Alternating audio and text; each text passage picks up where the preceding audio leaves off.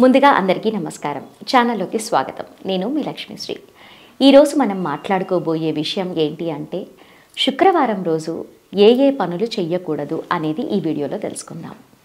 వీడియోలోకి వెళ్ళే ముందు ఇంతవరకు మన ఛానల్ని సబ్స్క్రైబ్ చేసుకొని వాళ్ళు ఉంటే కనుక మర్చిపోకుండా సబ్స్క్రైబ్ చేసుకోండి. అలాగే పక్కనే ఉన్న బెల్ ఐకాన్ని క్లిక్ చేసి ఆల్ అని ట్యాప్ చేయండి. అప్పుడే మేము పెట్టే ప్రతి ఒక్క వీడియోకి మీకు నోటిఫికేషన్ వస్తుంది. అప్పుడు ముందుగా మీరే చూసేయవచ్చు. ఇక లేట్ చేయకుండా వీడియోలోకి వెళ్ళిపోదాం. శుక్రవారం రోజు కొన్ని పనులు అస్సలు చేయరాదు. అలా పనులు చేస్తే గనక ఇంట్లో దారిద్ర్యం అనేది ఉంటుంది. కాబట్టి శుక్రవారం రోజు ఎలాంటి పనులు చేయకూడదు అనేది ఈ వీడియోలో తెలుసుకుందాం. శుక్రవారం రోజు చాలామంది మనం హెయిర్ కట్ చేసుకోవాలి అన్నా కూడా ఏ రోజు ఏ తిథి ఉంది అనేది చూసుకోకుండా చేస్తూ ఉంటారు. ముఖ్యంగా శుక్రవారం రోజు హెయిర్ కట్ అనేది అస్సలు చేయరాదు. శుక్రవారం అనే కాకుండా అష్టమి, నవమి, అమావాస్య తిథుల్లో కూడా అస్సలు హెయిర్ కట్ అనేది చేయరాదు. శుక్రవారం రోజు హెయిర్ కట్ అనేది చేసుకుంటే లక్ష్మీదేవి ఇంట్లో నుంచి వెళ్ళిపోతుంది అని చెప్తూ ఉంటారు. అలాగే మరికొందరు దారిద్ర్యం అనేది వస్తుంది అని చెప్తూ ఉంటారు. వాటితో పాటు మరికొందరు గోర్లని కత్తిరిస్తూ ఉంటారు. కొందరు కత్తిరిస్తూ ఉంటారు, కొందరు నోటిలో పెట్టుకొని కొరికేస్తూ ఉంటారు. అలా ఎప్పుడు కూడా చేయరాదు. మనం హెయిర్ కట్ చేసుకున్నా, గోర్లు కత్తిరించినా కూడా మనం రోజుని, తిథిని ఖచ్చితంగా గమనించుకొని ఉండాలి. మన ఒంట్లో ఉన్నది ఏదైనా సరే మనం తీయాలి అంటే ఒక సమయం, సందర్భం, తిథి అనేది ఖచ్చితంగా ఉంటుంది. ఎందుకు అంటే మనం బ్రతికి ఉన్నాం కాబట్టి అవన్నీ పాటించాలి.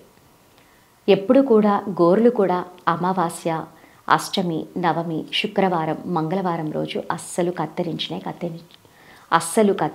కత్తిరించరాదు. ముఖ్యంగా నోటిలో పెట్టి అస్సలు కొరకరాదు. వాటితో పాటు చాలామంది ఇంట్లో శుక్రవారం రోజు కూడా బూజు దులపటం, ఇల్లంతా కూడా సర్దటం అవి కూడా అస్సలు చేయరాదు. ఆఖరికి మనం వంటింట్లో వాడినటువంటి నూనె డబ్బా కూడా శుక్రవారం రోజు అస్సలు క్లీన్ చేయరాదు. వాటితో పాటు మనం స్టవ్ దగ్గర ఉపయోగించే మసి బట్టలను కూడా అస్సలు ఉతకరాదు. వాటన్నిటిలో కూడా లక్ష్మీదేవి ఉంటారు కాబట్టి అలాంటి పనులు ఎట్టి పరిస్థితుల్లో శుక్రవారం రోజు చేయరాదు. ఇంకా కొంతమంది ఆ రోజు ఇంట్లో నుంచి చెత్త కూడా పడేస్తూ ఉంటారు. మనం ప్రతిరోజు పడేసినా సరే కానీ శుక్రవారం నాడు మన ఇంట్లో ఉన్నటువంటి చెత్తని కూడా బయటికి వేయరాదు. ప్రతి ఒక్క దాంట్లో లక్ష్మీదేవి ఉంటారు కాబట్టి ఆ రోజు ఇలాంటి పనులు చేయరాదు. ముఖ్యంగా చెప్పాలి అంటే శుక్రవారం రోజు నూనె, ఉప్పు అస్సలు దానం అనేది చేయరాదు. ఎవ్వరికి ఇచ్చినా కూడా అందులో లక్ష్మీదేవి, ఉప్పు అంటేనే సముద్రం, లక్ష్మీదేవి సముద్రంలో నుంచే పుట్టి వస్తారు కాబట్టి లక్ష్మీదేవికి సంబంధించింది కళ్ళ ఉప్పు. ఆ రోజు అస్సలు దానం అనేది చేయరాదు. ఇంకా లక్ష్మీదేవి అంటే మన ఇంట్లో లక్ష్మీదేవి ఉంటేనే సంపద, సిరి అంతా ఉంటుంది. మన చేతి నుండి శుక్రవారం రోజు లక్ష్మీదేవిని ఎవ్వరికి కూడా ఇవ్వరాదు. అంటే అద్దెకే కానివ్వండి, లేదా పవర్ బిల్ అని, కేబుల్ బిల్ అని, అసలు ఏ వాటికి కూడా మనం ఖర్చు అనేది చేయరాదు. ముఖ్యంగా శుక్రవారం రోజు పసుపు, కుంకుమ కూడా ఎవ్వరికి ఇవ్వరాదు. కొందరు శుక్రవారం రోజు ఇంటికి ఎవరైనా వస్తే కూడా బొట్టు కూడా పెట్టి పంపించరు. ఎందుకు అంటే ఆ రోజు ఆ నుదుట పెట్టే కుంకుమ కూడా ఆ ఇంటి నుండే వెళ్తుంది, వాటితో పాటు లక్ష్మీదేవి కూడా వెళ్ళిపోతుంది అనేసి ఖచ్చితంగా నమ్ముతారు. కాబట్టి శుక్రవారం రోజు బొట్టు కూడా పెట్టరు. వీటన్నిటితో పోలిస్తే చాలామంది శుక్రవారం లక్ష్మీవారం అని చెప్పేసి దేవుడి చిత్రపటాలని, విగ్రహాలని, పూజా మందిరాన్ని చక్కగా క్లీన్ చేస్తూ ఉంటారు. అలా ఎప్పుడు కూడా చేయరాదు. శుక్రవారం రోజు మనం ఏదైతే క్లీన్ చేస్తామో, ఏదైతే కడిగేస్తామో అలాగే కడిగేసినట్టు లక్ష్మీదేవి కూడా వెళ్ళిపోతుంది. ముఖ్యంగా కూరాడుని మాత్రం అస్సలు కడగరాదు.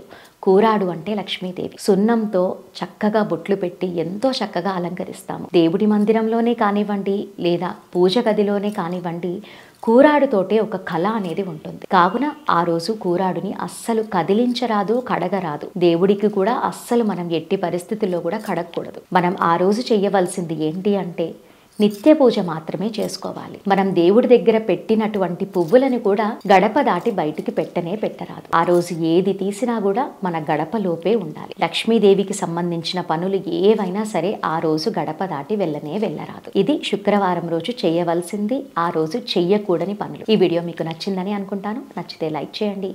ఇలాంటి విషయాలు ప్రతి ఒక్కరు కూడా తెలుసుకోవాలి కాబట్టి షేర్ చేయండి.